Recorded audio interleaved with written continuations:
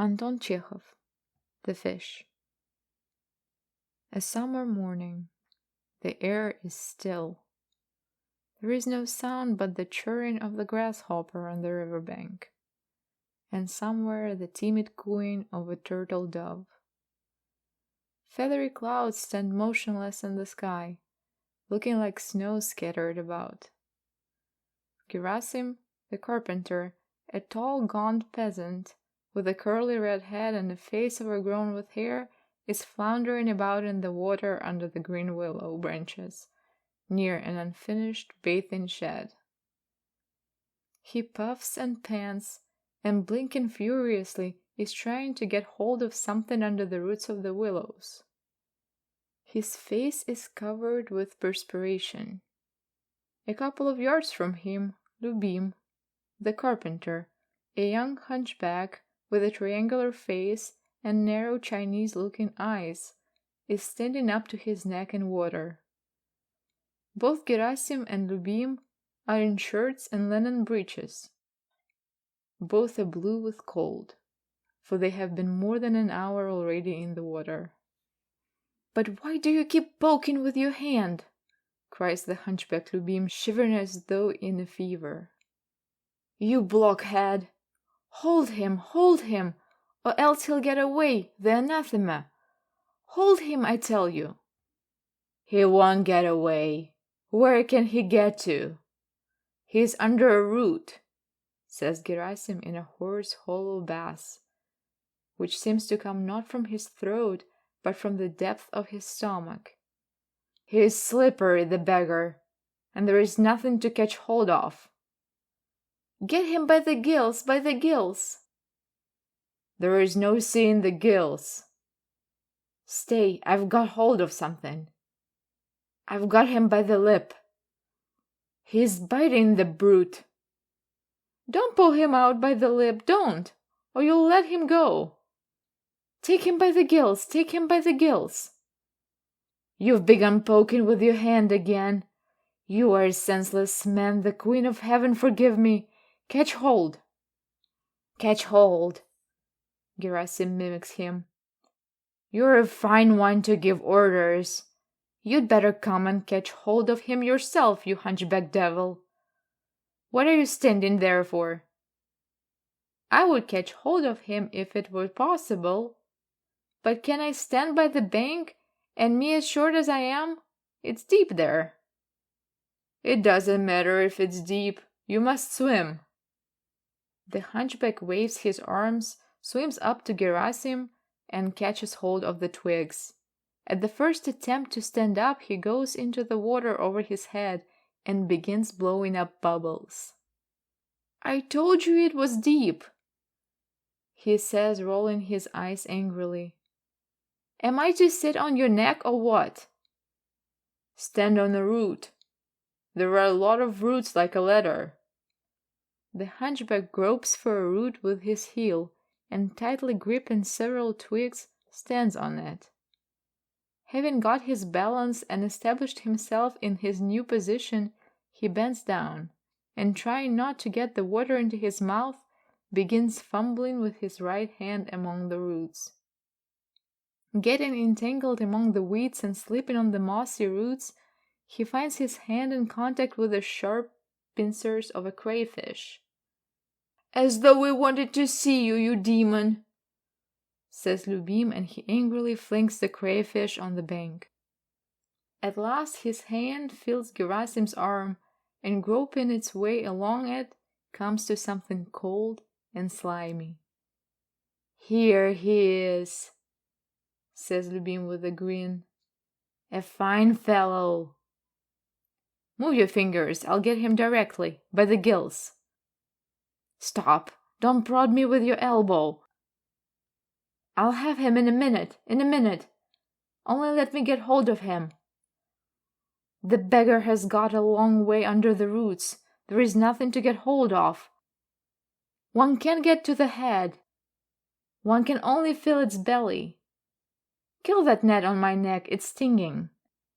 "I'll get him by the gills directly. Come to one side and give him a push. Poke him with your finger." The hunchback puffs out his cheeks, holds his breath, opens his eyes wide, and apparently has already got his fingers in the gills. But at that moment the twigs to which he is holding on with his left hand break, and losing his balance he plops into the water. Eddies race away from the bank as though frightened, and little bubbles come up from the spot where he has fallen in. The hunchback swims out and snorting clutches at the twigs. "You'll be drowned next, you stupid, and I shall have to answer for you," wheezes Gerasim. "Clamber out, the devil take you! I'll get him out myself." High words follow. The sun is baking hot. The shadows begin to grow shorter and to draw in on themselves, like the horns of a snail.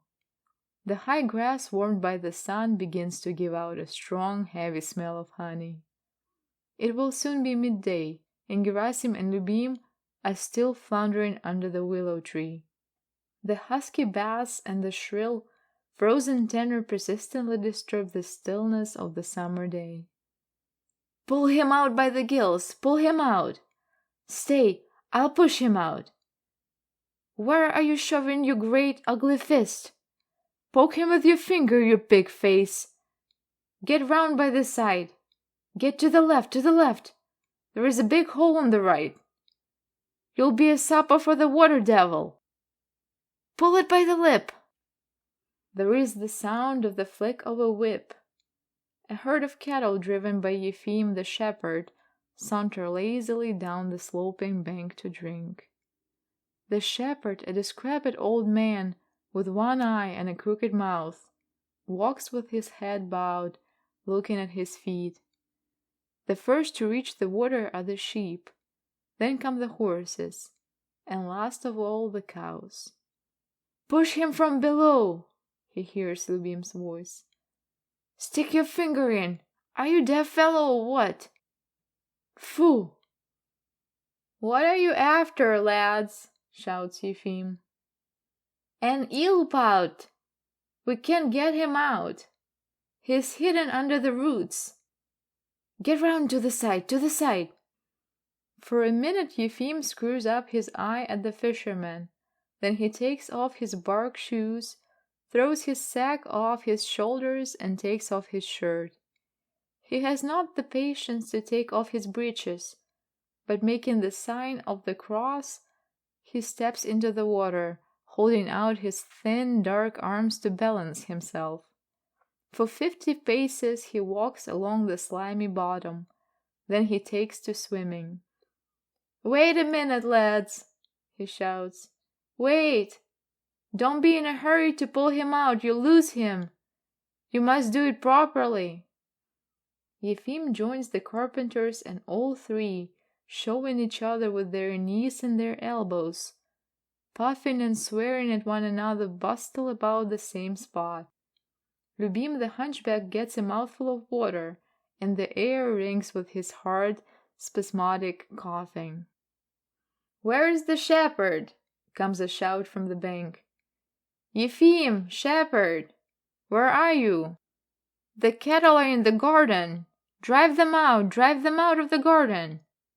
"Where is he, the old brigand?" First men's voices are heard, then a woman's. The master himself, Andrei Andreich, wearing a dressing gown made of a Persian shawl and carrying a newspaper in his hand, appears from behind the garden fence. He looks inquiringly towards the shouts which come from the river, and then trips rapidly towards the bathing shed. "What is this? Who is shouting?" he asks sternly, seeing through the branches of the willow the 3 wet heads of the fishermen. "What are you so busy about there?" "Catching a fish," mutters Yefim without raising his head. "I'll give it to you. The beasts are in the garden. He is fishing. When will that bathing shed be done, you devils? You've been at work 2 days, and what is there to show for it?" "It will soon be done," grunts Gerasim. "Summer is long. You'll have plenty of time to wash your honor." "Pfft!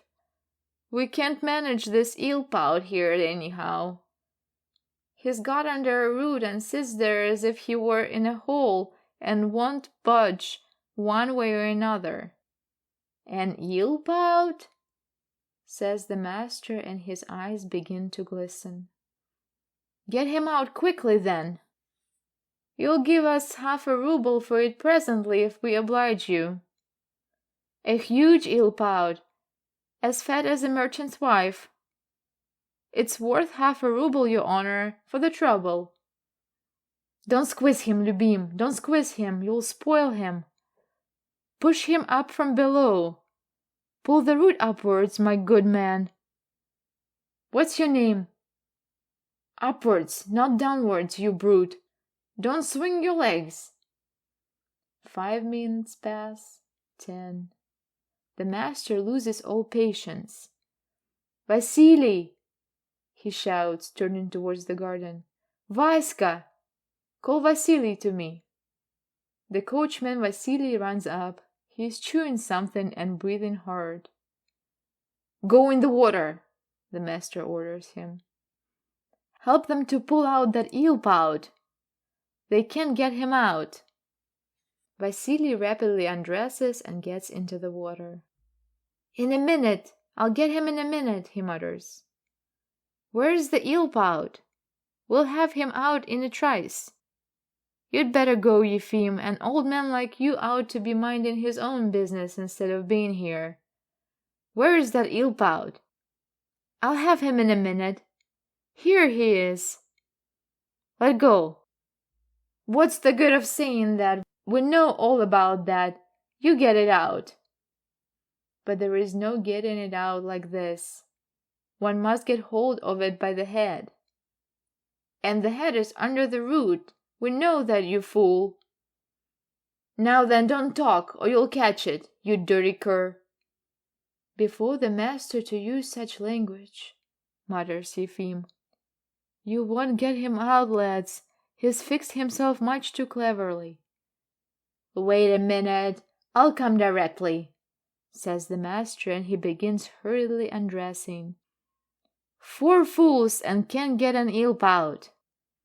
When he undresses, Andrei Andreevich gives himself time to cool and gets into the water. But even his interference leads to nothing. "We must chop the root off," Lubim decides at last. "Gerasim, go and get an axe. Give me an axe."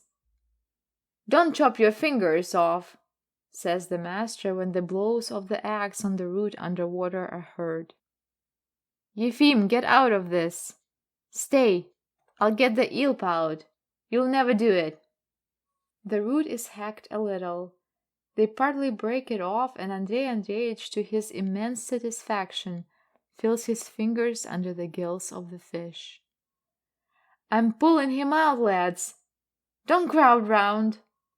Stand still, I'm pulling him out." The head of the big eel-pout, and behind it its long black body, nearly a yard long, appears on the surface of the water. The fish slaps its tail heavily and tries to tear itself away. "None of your nonsense, my boy. Fiddlesticks, I've got you, A honeyed smile overspreads all the faces. A minute passes in silent contemplation. "A famous eel-pout," mutters Yefim, scratching under his shoulder blades.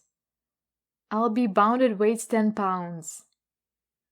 Yes," the master assents. "The liver is fairly swollen. It seems to stand out. Ah!"